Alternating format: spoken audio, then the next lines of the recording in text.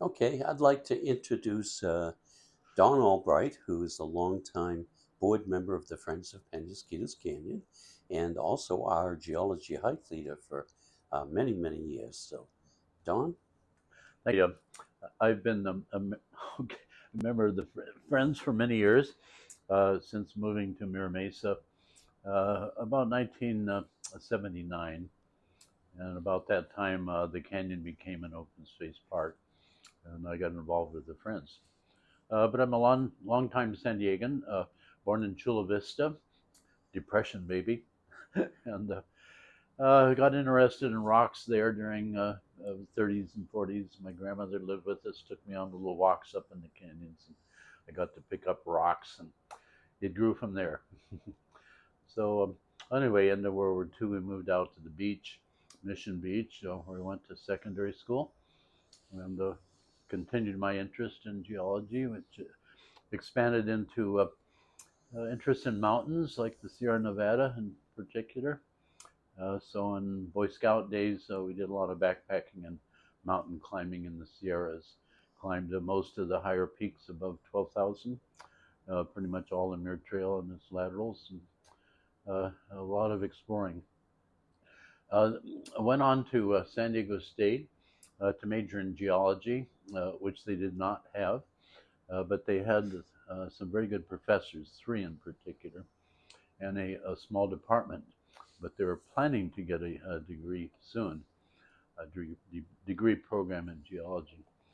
So I took all the courses that were required in a University of California catalog for that major, and so happened that last semester of my senior year, they approved the major.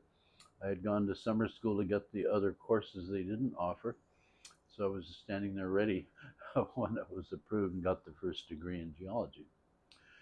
Uh, that happened to be 1956, and it so happened that was also the year that Congress passed the Federal Trust Act to rebuild our interstate highway system in the country and so on, being pushed by President Eisenhower, who was impressed by the Autobahns in Germany and wanted to see the similar system of roads here.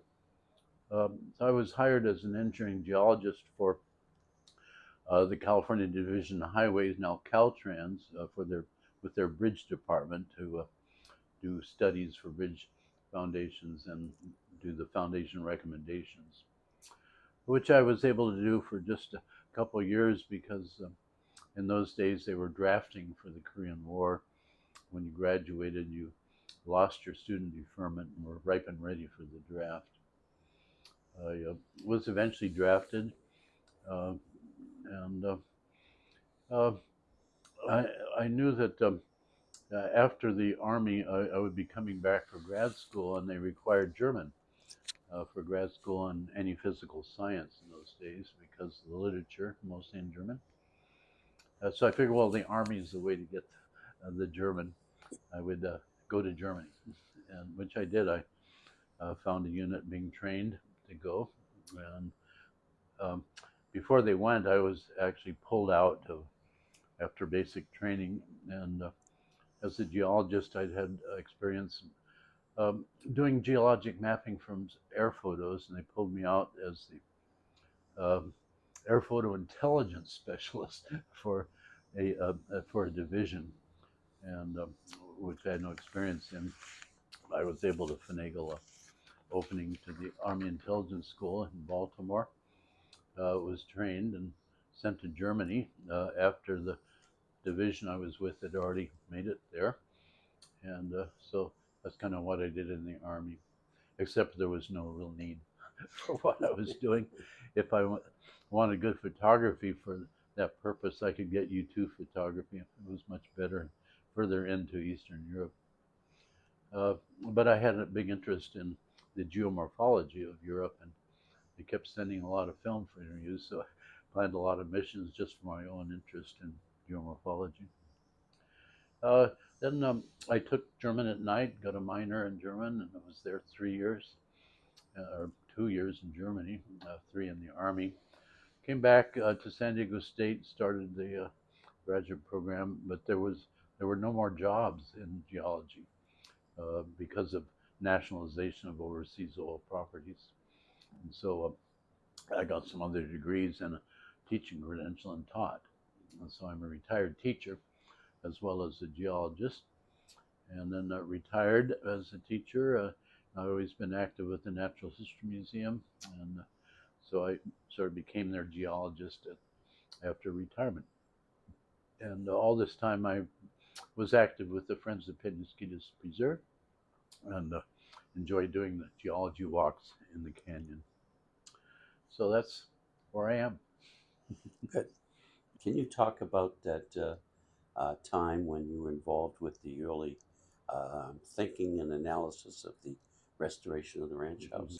I had moved to Mira Mesa at about the same time as the county and city acquired the open space area of the canyon.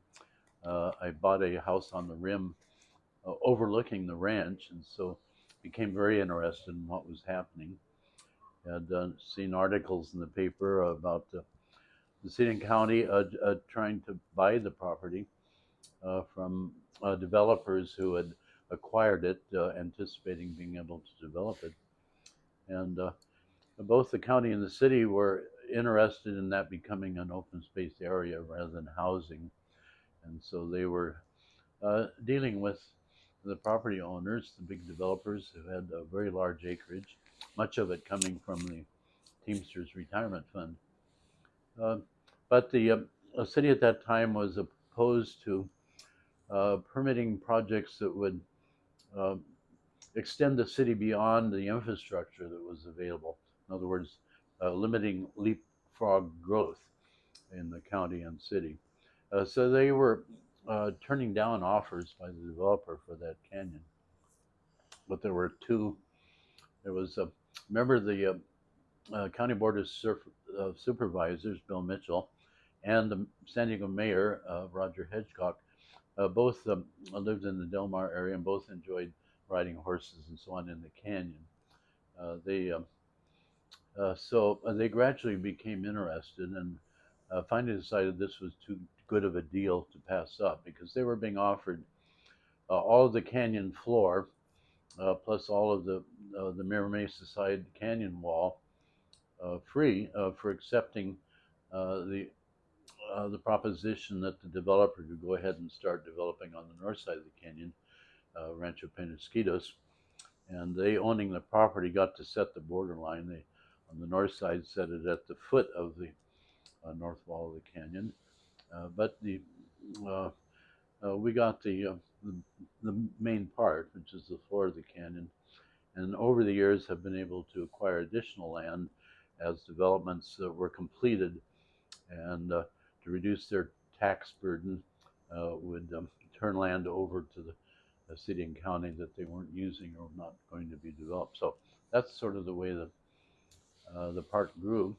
And of course, there was the historic Rancho Penasquitos, or Johnson Taylor Ranch, it was called, in the canyon. And it was also acquired in that land deal. And the county got the ranch, the city got the rest of the canyon. The county decided this is an important historic property and it should be restored and made available to the public.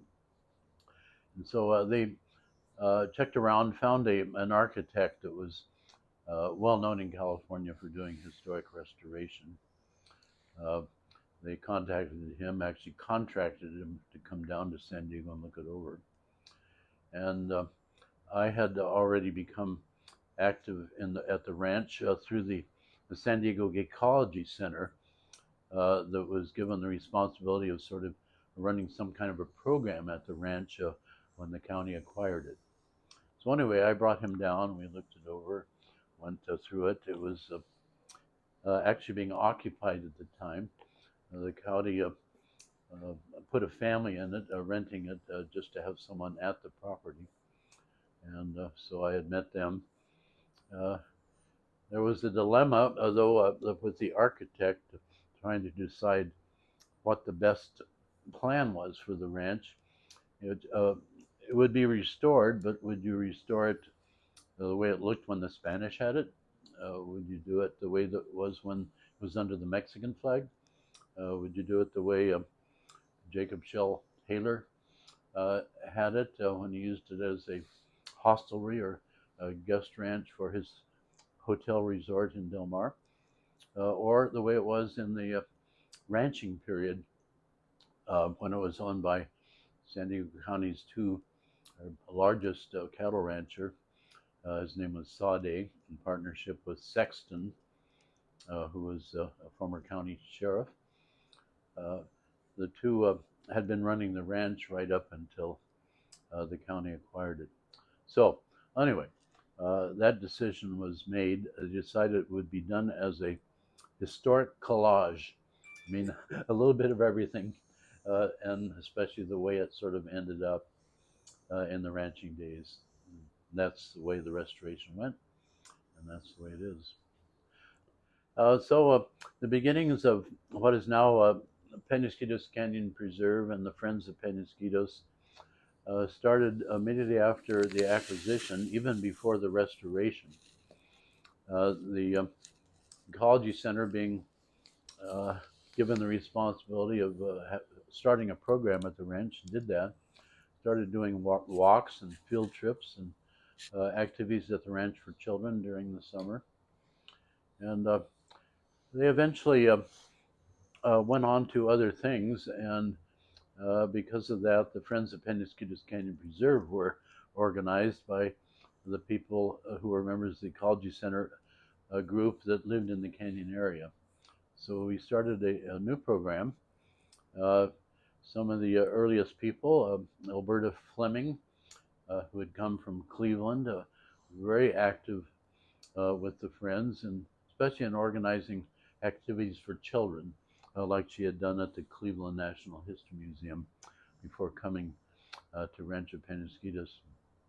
Another key individual was a geophysicist, lived in Del Mar. His name was John Northrup. He enjoyed riding his horse up the canyon, and being a geologist, had that interest as well. He actually prepared a geologic map of the canyon that we still have based on USGS base maps. So because of John, we got an early geology program, and my being a geologist as well, we kind of worked together and did geology walks for the Friends. So there were many other personalities involved. They kind of came and went. I won't get into all of them, but another key individual that I was associated with was Bill Everts. Bill Everts was active with the Natural History Museum, a real Baja explorer, outdoor photographer, especially with the museum. He was a very valuable asset for the Friends and for the canyon, especially with his photography. So many other people were involved, and still are, and but that's kind of the extent of my recollection. So I got involved in doing what I could to preserve the canyon, and especially to get new development projects to comply with the newly approved Mira Mesa Community Plan required by the San Diego Planning Department for all communities. And when I received a letter revoking a lease that I had on the neighboring open space area, a land that belonged to Pardee, but they considered too small for development, I saw that that they were probably ready now to develop that piece of land. And so I had reviewed their development plan and saw they were in violation of 3 or 4 points in our new community plan. In particular, it prohibited houses on the canyon rim overhanging the edge of the canyon, highly visible from the ranch. Also prohibited pushing fill material into side canyons highly visible to the ranch, required what's called daylight grading. And the third, some provisions on traffic on the edge of the canyon, all 3 of which were being violated by this plan. And so I got the Mira Mesa Planning Group to take up that issue, and we got a petition signed by all the people who lived around the canyon rim uh, opposing that project, and it was then submitted to city planning for action, but they decided to go ahead and approve the project anyway, which we felt was kind of a slap in the face. I mean, why did we work on this community plan? So that kind of got me going on wanting to do what I could to help the canyon. And that happened to be the time the Friends were organized. And so that's really how one of the reasons I got involved in conservation issues at Penasquitos Canyon. I was asked to mention a little bit more about my activities with the San Diego Natural History Museum. And the Friends.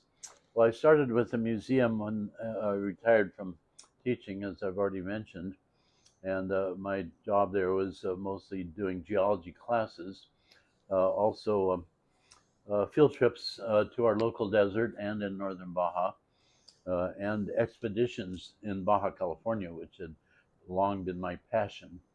We did some unusual expeditions, like one into the Sierra San Francisco, famous for its cave paintings, to see if there had been a big change there in the natural history, especially plants and animals and birds, because of the people who lived there. Really, their only source of income was raising goats, and that tends to ruin an area's plant life and then the animal life. Well, it turns out we were also looking for some plants that had been identified there almost a century earlier by the San Diego Natural History Society. So we're going to compare the list of plants and animals recorded a century earlier with what's there now. Well, in doing that expedition, found that almost everything was still there, thanks to the people.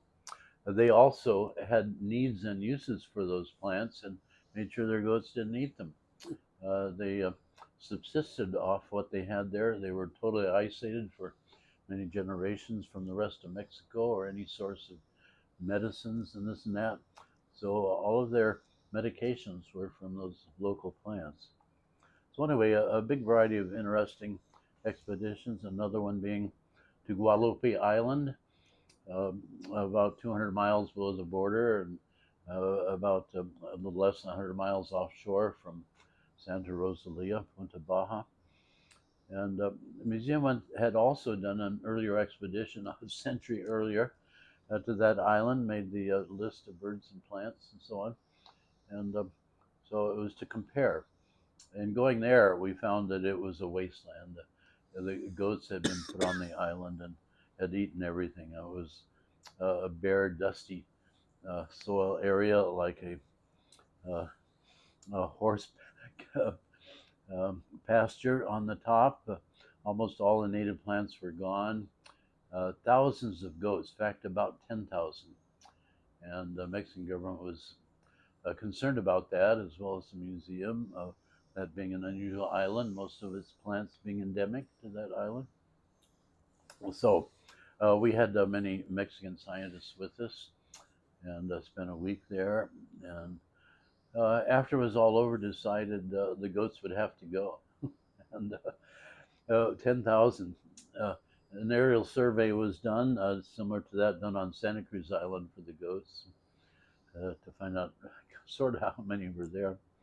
Originally had been 3 springs on that island, but because of the overgrazing, only one of them was still active for the 10,000 goats. So they lined up for days just to get their one drink. And but that presented an easy solution to get rid of goats. I mean, you poison one spring with a mammal-specific poison to not kill birds, and that would supposedly do it. Well, that was done, but it didn't completely do the job. It had to be done many times before. So anyway, a lot of interesting Baja activities with the Naturalist Museum, with at the same time that I was doing activities with the Friends. And what are you doing with the Friends? Okay. Well, my activity with the friends was primarily my geology walks, and we tried to do one of those every month, usually down to the falls and back up to the South Canyon rim, um, using originally a trail made by SDG&E when they constructed the high tension power lines over the canyon, and because that was very steep, we the park eventually got an honor camp crew to build me my own trail down the canyon, which did some switchbacking and was a much easier route. So uh, a lot of good activities are there and available in Penasquitos Canyon for people interested in geology as well as plants and animals.